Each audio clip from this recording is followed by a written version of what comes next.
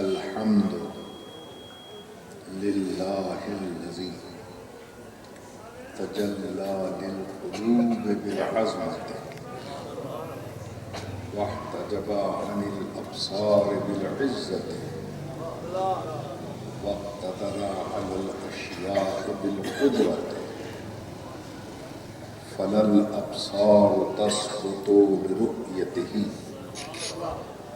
ولا الاوهام تبلغ كنها عظمته وتجبر بالعظمة والكبرياء وتعطف بالعز والبر والجلال وتمجد بالفخر والبهاء وتحلل بالمجد والأعلى والصلاة والسلام على النبي الأمي المكي المدني سيدنا ومولانا أبي القاسم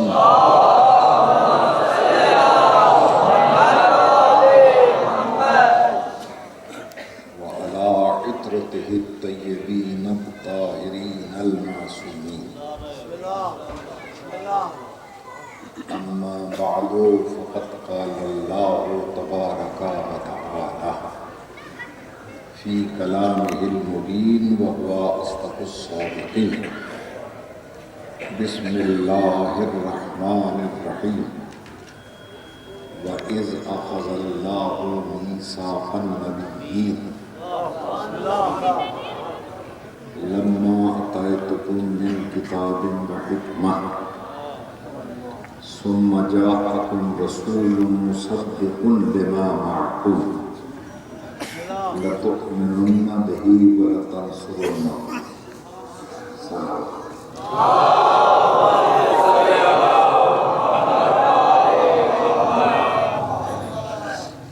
حضرات محترم، عربی زبان کا قاعدہ یہ ہے کہ جب کوئی گزرا ہوا وقت یاد دلانا ہو تو کلام کا آغاز وعظ سے ہوتا ہے۔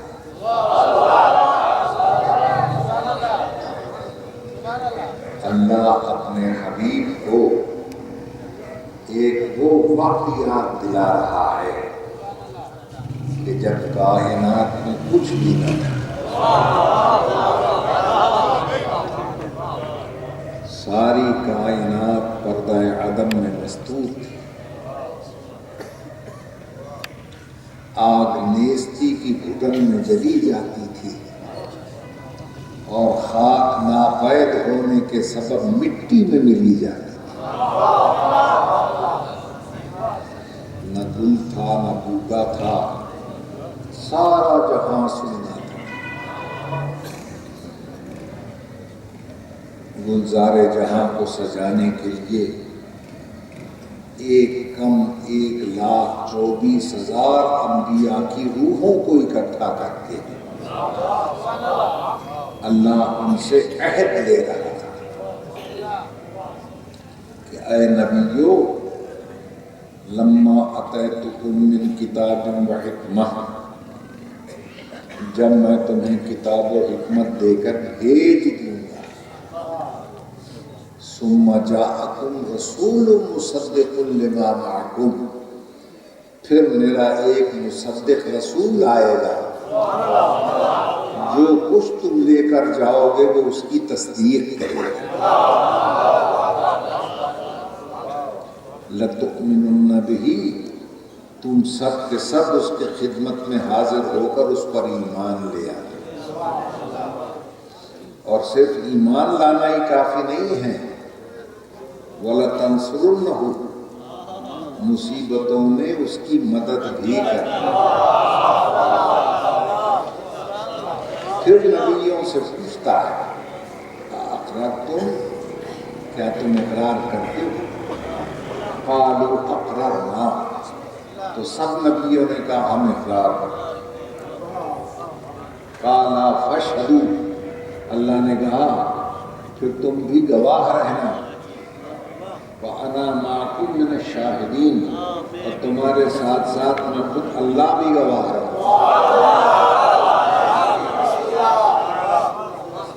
لیکن ایسا نہ ہو کہ صرف نبوتیں لینے کے لیے وعدہ کر لو۔ یاد رکھنا فَمَن تَوَلَّىٰ بَعْدَ ذَٰلِكَ فَأُولَٰئِكَ هُمُ الْفَاسِقُونَ، جو اپنے وعدے سے پھر جائے گا، نبی نہیں رہے گا، فاسق ہو جائے گا۔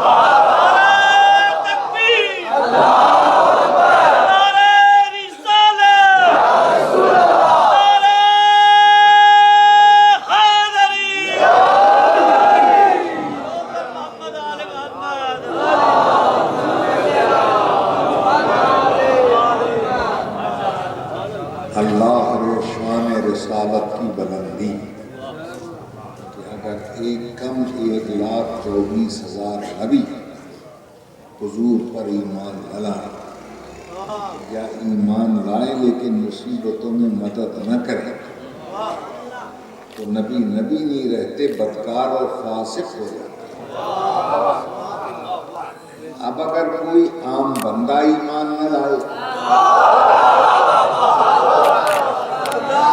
یا ایمان لائے لیکن مصیبتوں میں چھوڑ کے بھاگ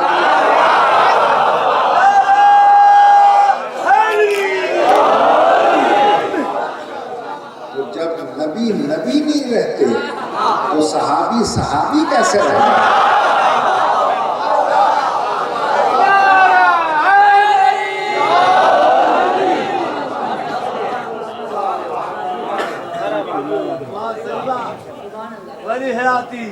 حسب وعدہ اب نبیوں نے آنا شروع کیا۔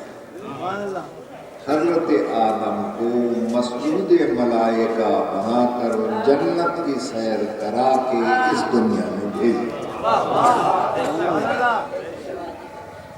اور فرشتوں سے یہ عمل کروا کے بھیجا کہ فَإِذَا سَوَّيْتُهُ وَنَفَخْتُ فِيهِ مِن رُوحِي فَقَعُوا لَهُ سَاجِدِينَ، جب میں آدم کا پتلا بنا کر تیار کر لوں اور اس میں اپنی روح پھونک دوں تو سجدے میں جھکو۔ اللہ نے بے روح کا سجدہ نہیں کرایا، ورنہ مسلمانوں کو تو کوئی ہندو بنیا سانس نہ لینے دیتا۔ ہمیں کیوں روکتے ہو بے روح بتوں کے سجدے سے؟ تمہارے اللہ نے فرشتوں کو بے روح کا سجدہ نہیں کرایا؟ اسی لیے اللہ نے کہا خبردار، جب تک روح نہ آ جائے سجدہ نہ کرنا، یہی میرا دستور۔ کعبے کو بھی سجدہ نہیں کرایا جب تک کعبے میں روح نہیں آئی۔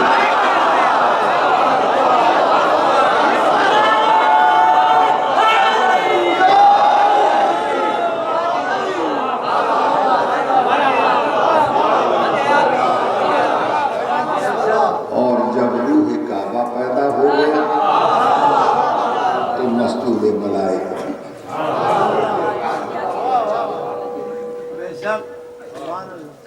حضرت آدم بقول مفسرین و مورخین کے تشریف لائے سری لنکا میں۔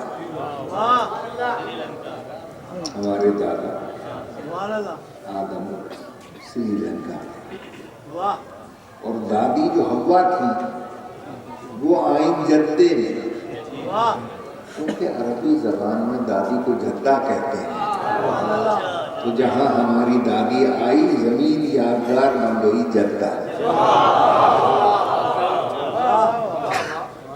اب پڑھیے تاریخ آدم کا کام کیا تھا؟ صبح ہوئی تو رونا، شام ہوئی تو رونا، اتنا روتے تھے کہ آنسوؤں سے گڑھے بھر جاتے۔ فرشتے پوچھتے بابا کیوں روتے ہو؟ فرماتے حوا یاد آ گئی۔ ابا کی یاد میں روتے تھے۔ ابا زندہ ہیں کہ مر گئی؟ کہ زندہ ہیں؟ پھر اللہ کے نبی ہو کر زندہ کو کیوں روتے؟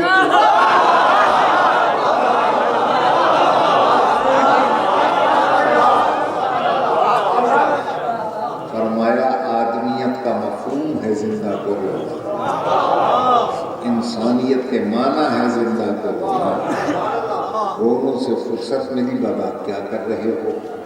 کہ میں حوا سے ملنے کا انتظار ہے۔ تو میرے سنی شیعہ بھائیوں، ہمارے بابا دادا آدم نے دنیا میں آ کے دو کام کیے، ایک زندہ کرونا اور ایک انتظار۔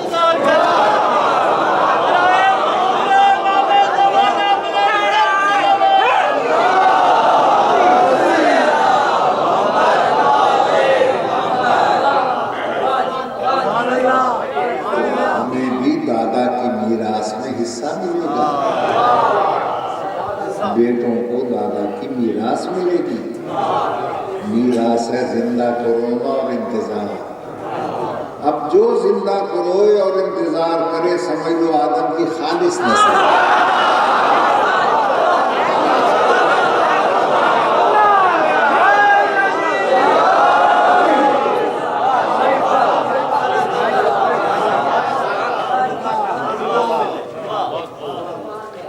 اب اللہ نے کہا اس مشکل کو کیسے حل کیا؟ فَطَلَقَ آدَمُ مِنْ رَبِّهِ کلمات، اللہ نے آدم کو سکھلا دیے کچھ کلمات کا پڑھنا تھا، فَتَابَ عَلَيْهِ، مشکلات حل ہو گئی، حوا مل گئی، رونا بھی بند گیا۔ ہم آدم کے بیٹوں نے پوچھا دادا وہ کون سے کلمات پڑھ کے آپ نے مشکل حل کی؟ ہمیں بھی بتاؤ، ہم بھی اپنی مشکلوں میں پڑھ لیا کریں۔ دادا نے کہا کلمات تو مشکل میں پڑھے جاتے ہیں، میری مشکل تو ختم ہو گئی، میرے بعد جو آئے گا اس سے پوچھنا کلمات۔ یہ کہہ کے آدم چلے گئے۔ اللہ نے ایک اور نبی بھیج دیا، اس کا واسطہ پڑ گیا نمرود سے۔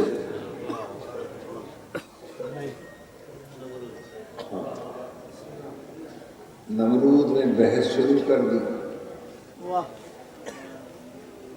جب ابراہیم کے ساتھ بحث میں کامیاب نہ ہوا تو کہتا پھینک دو آگ میں ابراہیم کو۔ یہ آگ کی دھمکی کیوں ہے؟ یہ نہیں کہتا کہ تلوار سے گردن مار دو، خنجر مار دو، کہتا نہیں آگ میں پھینک دو، اس لیے کہ سرکش قاتل جب حق کا مقابلہ نہیں کر سکتا تو جلانا اس کی عادت ہے۔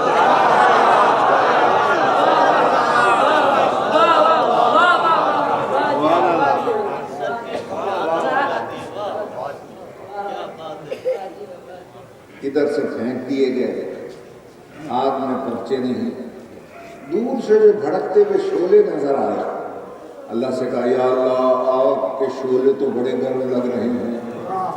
اللہ نے کہا مشکل میں گھبرا نہیں، پڑھ وہی کلمات۔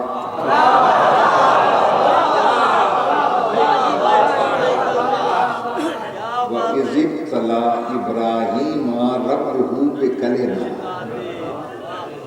کلمات کا پڑھنا تھا، کنار گزار ہو گئی۔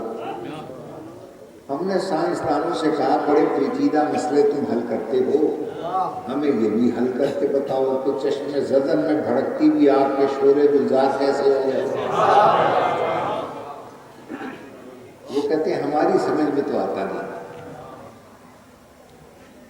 مگر قرآن نے اس مسئلے کو حل کر دیا۔ قرآن نے کہا اس لیے وہ نار گلزار ہو گئی کہ اِنَّ مِن شِیعَتِهِ لَإِبْرَاهِیمَ، ابراہیم اس کے شیعوں میں سے تھے۔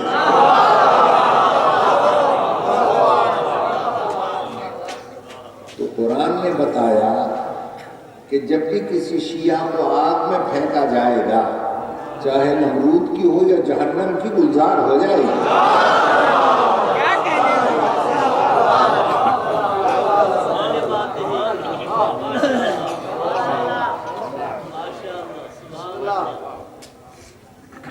انتظار کرتے کرتے حضرت ابراہیم چلے گئے آدم کی طرح،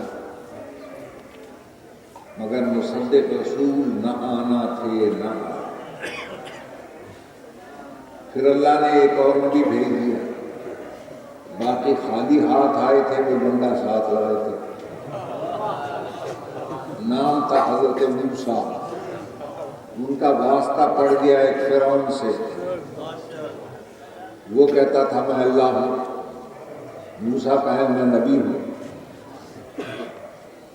وہ ایسا فرعون تھا نا مراد کہ بابا میں نے تجھے نبی بنایا ہی نہیں،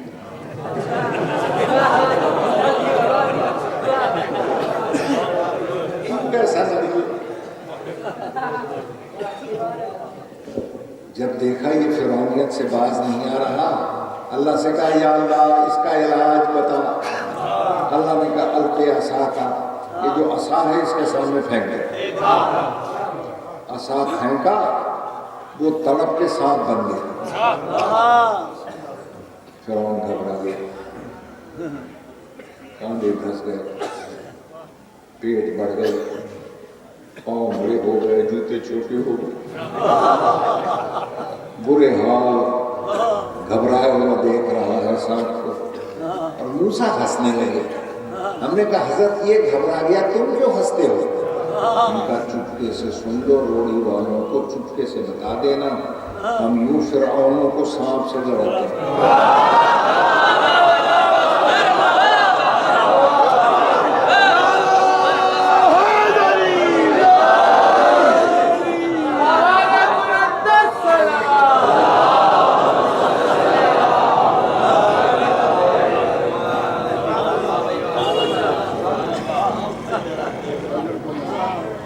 اب فرعون نے موسیٰ کا تعاقب شروع کر دیا، آگے آگے موسیٰ، پیچھے فرعون اس کا لشکر، آگے آگے دریائے نیل، سیلاب کا زمانہ، بکھری ہوئی موجیں، نہ کوئی کشتی نہ کوئی پل۔ اللہ سے کہا یا اللہ مشکل میں پھنس گیا ہوں، اگر فرعون کے ہتھے چڑھ گیا کچھ بھی نہیں بچے گا، نہ کلام بچے گا نہ تیرا کلیم۔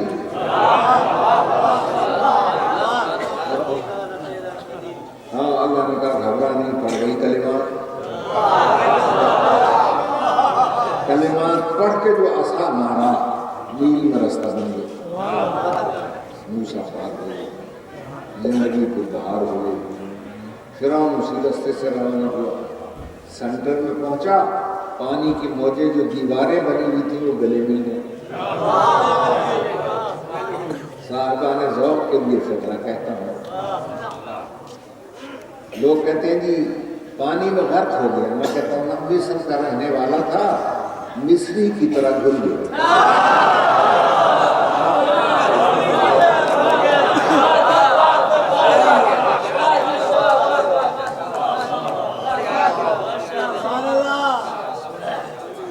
نیل کی موجوں سے کم از کم سارے مسلمان ہی سبق حاصل کریں۔ نیل کی موجوں نے یہ درس دیا کہ اگر مشترکہ دشمن کو ہلاک کرنا ہو تو بچھڑے ہوئے گلے مل جائے،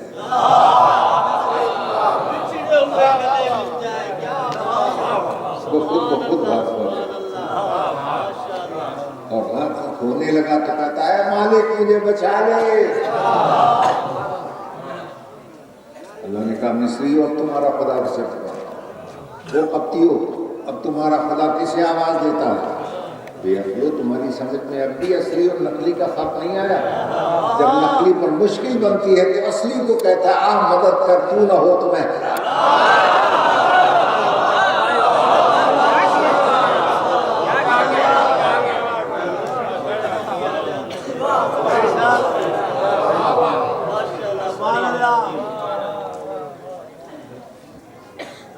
لوگ میرے محترم سامعین، حضرت موسیٰ بھی انتظار کرتے رہے، انتظار کرتے کرتے چلے گئے، حضرت محمد نہ آنا تھے نہ۔ پھر اللہ نے ایک اور نبی کو بھیج دیا، اسے بے باپ کا یتیم سمجھ کر یہودی نے سولی پہ لٹکا دیا، مگر اس کو مصدق رسول کی زیارت کرنے کا اتنا شوق تھا، اس شوق میں اتنی جلدی آئے کہ باپ کا بھی انتظار نہ کیا۔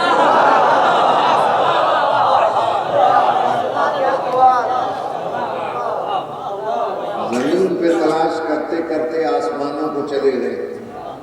اتنی جلدی گئے کہ موت کا بھی انتظار نہیں کیا۔ اب نتیجہ آپ خود نکالیں۔ اس کا مطلب ہے کہ اللہ نے نبیوں کو بھی ایک غائب کا انتظار کرایا، تو غائب کا انتظار کرنا نبیوں کی سنت بن گئی۔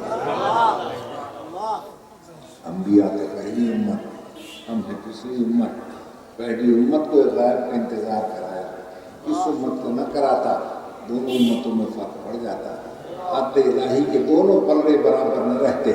اللہ نے عدل کے تقاضے کے مطابق پہلی امت کو محمد عربی کا انتظار کرایا، اس امت کو محمد مہدی۔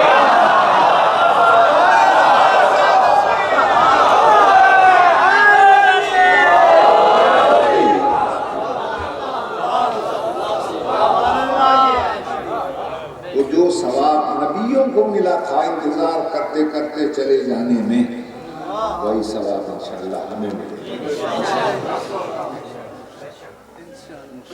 دنیا کا کوئی مذہب ایسا نہیں ہے جو کسی آنے والے کے انتظار میں رہے۔ میں تو روس بھی گیا، روس ایسا ملک ہے کہ اگر الٹ جائے تو سور بن جاتا ہے۔ ہاں، روس کو الٹا کرو، روس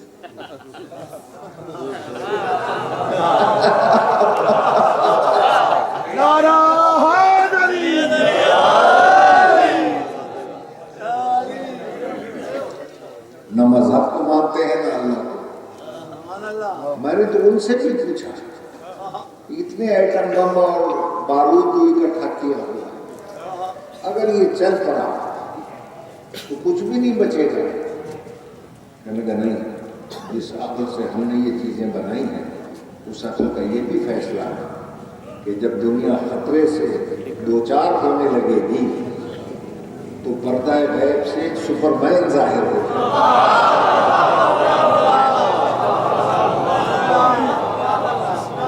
جو بارود کے ڈھیر کو مٹی کے ڈھیر میں بدل دے گا۔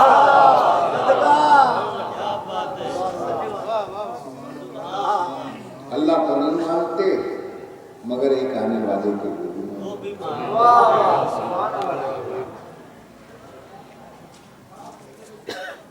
بس دعا کریں۔ اسے کہنے لگے کہ وہ سپرمین روس سے ظاہر ہے۔ پھر میں امریکہ گیا، میں نے وہاں کے پادریوں سے پوچھا کہ عیسیٰ کا انتظار ہے تمہیں؟ کہنے لگے ہاں، ہماری بائبل بھی ہے، دعائیں ہیں، مگر ان سے زیادہ اس کا انتظار ہے جس کے پیچھے ہمارا عیسیٰ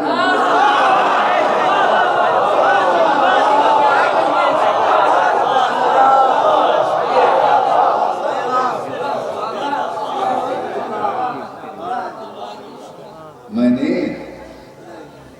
بدھسٹوں سے پوچھا، ان کا مہاتما جی آئیں گے۔ ہندوؤں سے پوچھا، ان کا ہمارا بہت عظیم وشنو آئے گا۔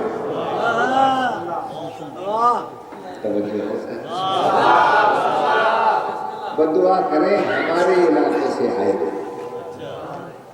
مگر اللہ نے کہا میں عادل ہوں، عدل کی زنجیروں کو ٹوٹنے نہیں دوں گا، جس گھر سے پہلا دیا تھا وہیں سے آخری دیا۔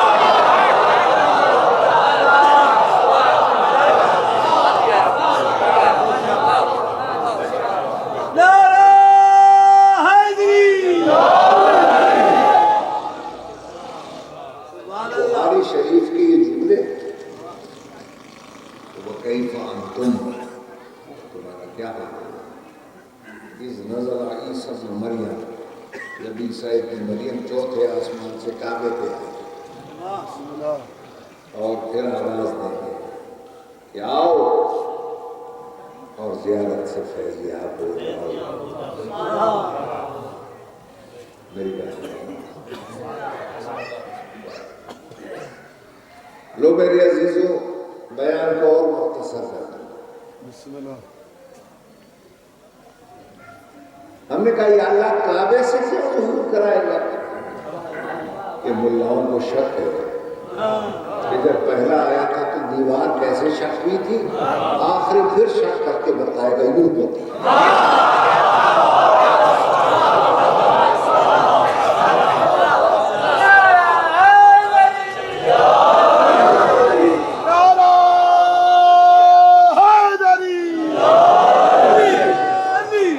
سائنسدانوں کو شک ہے کہ چاند 2 ٹکڑے کیسے ہوا تھا، آخری محمد پھر ٹکڑے کر کے بتائے گا۔ فلسفیوں کو شک ہے ڈوبتا سورج کیسے پلٹا تھا، آخری علی پھر پلٹا کے بتائے گا۔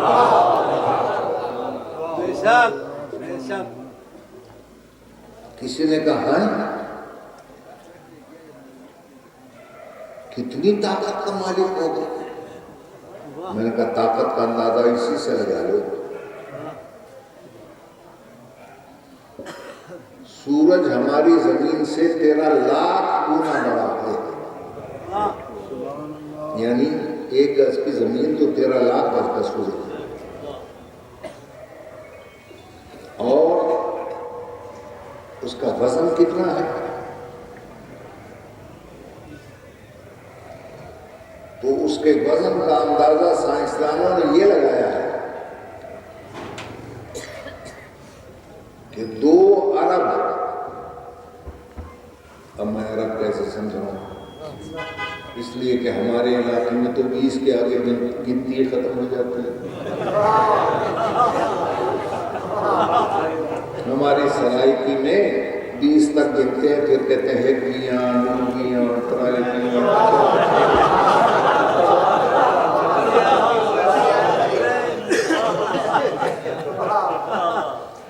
تو 2 لاکھ ارب 1 خرب ٹن، ہر ٹن میں 28.5 من ہے۔ کوئی پٹواری بیٹھے ہے، کوئی پروفیسر ریاضی کا؟ اب بتاؤ سورج کا کتنے من وزن ہے؟ اتنا وزنی سورج جب ڈھل کے غروب ہوتا ہے، اور شریعت کیا کہتی ہے اسلام، 70,000 فرشتے سورج کی تنابوں کو کھینچتے ہیں، 70,000 دھکیلتے ہیں، 1,70,000 فرشتوں کی مجموعی طاقت سے سورج طلوع بھی ہوتا ہے، غروب بھی ہوتا ہے۔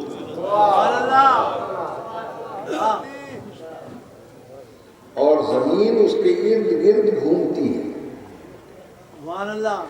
اور ہزاروں میل فی گھنٹے کی اسپیڈ سے چکر لگاتی ہے، تب سورج نکلتا اور ڈوبتا نظر آتا۔ تو اتنے وزنی سورج کا وزن ایک طرف، 1,70,000 فرشتوں کی مجموعی طاقت، 1,40,000 فرشتوں کی مجموعی طاقت ایک طرف، زمین کے لاکھوں میل کے چکر ایک طرف، اور میرے 12ویں کی انگلی کا اشارہ ہے۔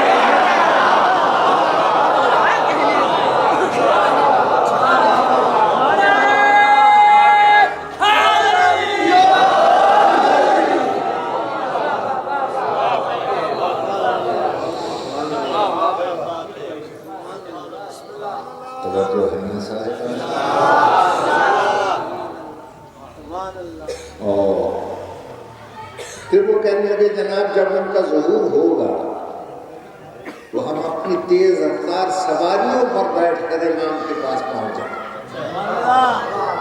میں نے کہا سواریاں ایجاد ہیں، امام کا معجزہ کہ دونوں میں کیا فرق ہے؟ میں نے کہا سواری اور معجزے میں یہ فرق ہے کہ تمہاری سواری فرض کرو 1,00,000 میل فی گھنٹہ کی اسپیڈ سے چلے تو 1,00,000 میل 1 گھنٹے میں کرے گی، اور 2,00,000 میل اور 4,00,000 میل یہ نہیں ہو سکتا کہ 4 فروان بھی 1 گھنٹے میں کرے اور 4,00,000 میل بھی 1 گھنٹے میں کرے۔ جتنا سفر بڑھتا جائے گا وقت بھی بڑھتا جائے گا۔ یہ ہے ایجاد، امام کا معجزہ ہوگا۔ چلنے والا کوئی روڑی سے چلے گا، کوئی لندن سے چلے گا، کوئی امریکہ سے چلے گا، کوئی روس سے چلے گا، کوئی ایران سے، کوئی عراق سے، کوئی بحر متوسط شمالی سے، کوئی جنوبی سے، کوئی ناروے سے، کوئی آخری کونے سے زمین کے۔ چلنے والا جہاں سے چلے گا پہلا قدم اپنے گھر میں ہوگا، دوسرا قدم یہاں ہوگا۔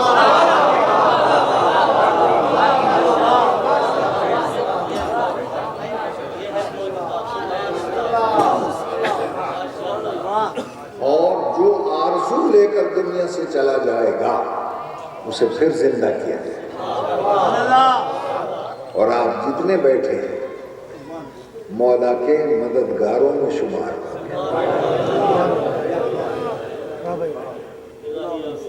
توجہ رہے۔ اور آپ سب جو جو مدد کے لیے جائے گا، آسمان سے جو اسلحہ نازل ہوگا، ہر ایک مدد کرنے والے کا نام بلدیت سمیت اس پر لکھا ہوگا۔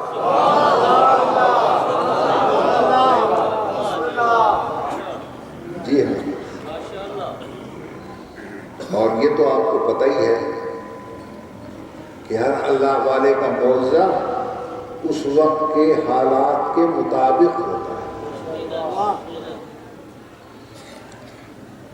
آج دو چیزیں بڑی اہم ہیں، ایک رفتار، ایک گفتار۔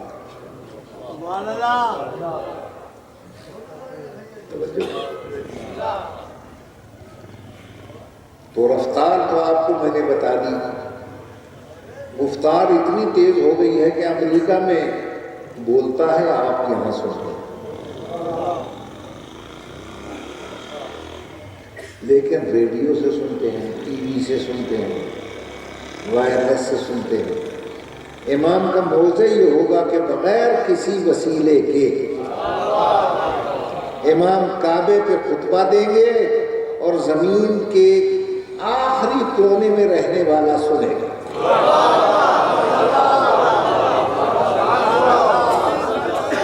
بغیر اسپیکر۔ اور دوسرا معجزہ کیا ہوگا؟ آپ امریکہ کا ریڈیو سنتے ہیں تو وہ انگلش بولتا ہے، آپ انگلش میں سنتے ہیں۔ امام کا معجزہ یہ ہوگا، بولیں گے عربی، سندھی والا سندھی میں سمجھے گا، اردو والا اردو میں سمجھے گا، انگریزی والا انگریزی میں سمجھے گا۔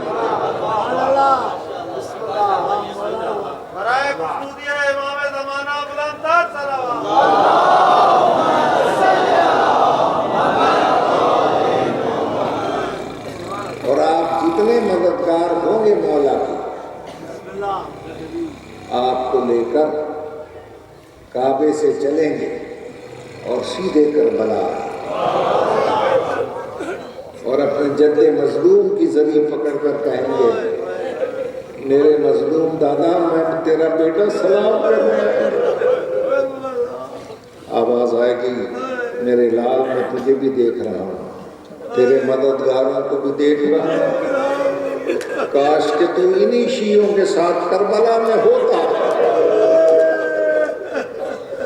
تو میں 6 مہینے کے بچے کے لیے پانی کا سوال۔ میرے بیٹے، مجھے پانی نہ ملنے کا دکھ نہیں ہے، دکھ اس بات کا ہے کہ اس شریف کو پانی مانگنا پڑا جسے مانگنا آتا ہی نہیں، جس کے در پہ دنیا سواری کرتی۔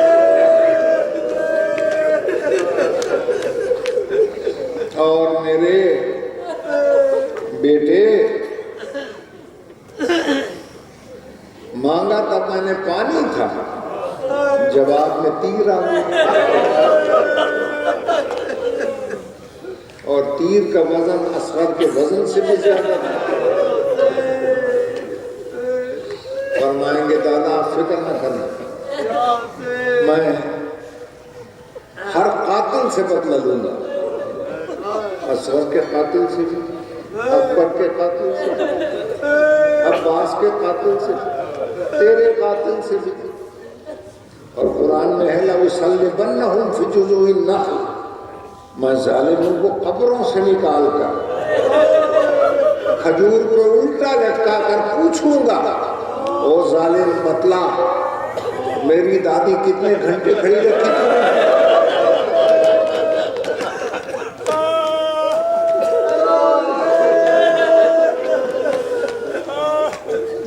لیکن ہم کہتے ہیں ہمارے مولا یہ تو سمجھ میں آ گیا ہر قاتل سے انتقام لے گا، لیکن یہ سمجھ میں نہیں آیا کہ بدماشوں کی بھیڑ میں اترتی بھی چادر کا کیا انتقام ہو، اور 4 سال کی معصومہ کے زخمی کانوں کا کیا انتقام ہو. کہ فکر نہ کرو، جس ظالم نے اس معصومہ کو تماچے مارے نا، میں اس سے عبرتناک انجام تک پہنچا دوں گا. لو میرے عزیزو، میں نے آج تک علماء سے ذاکرین سے یہ سنا تھا کہ شمر نے تماچے مارے بچے. میں نے آیت اللہ گل پائیگانی جو ہمارے مجتہد عالم ہیں ان کی تقریر سنی، اور جنہوں نے آیت اللہ خمینی صاحب کی نماز جنازہ 3 شہادتوں کے ساتھ پڑھی. مجھے ساری رات نیند نہیں ہے. انہوں نے اپنی تقریر میں فرمایا کیا شمر نے تماچے میں نہیں مارے. میری اپنی ذاتی تحقیق یہ ہے ان حرام زادوں میں سے جس کا دل کرتا تھا وہ اس معصومہ کو تماچے مارے.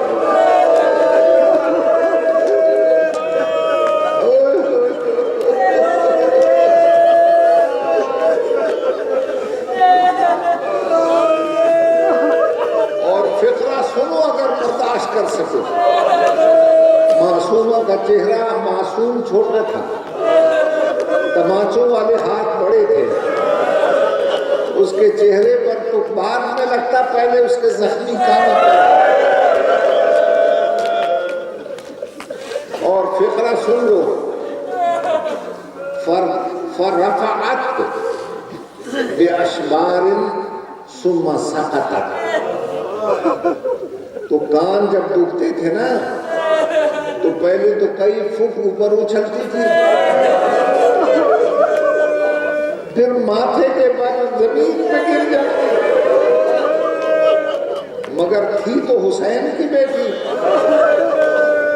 زخمی پیشانی زمین پر جب لگتی تو منہ سے آواز آتی سبحان ربی اللہ، سبحان ربی.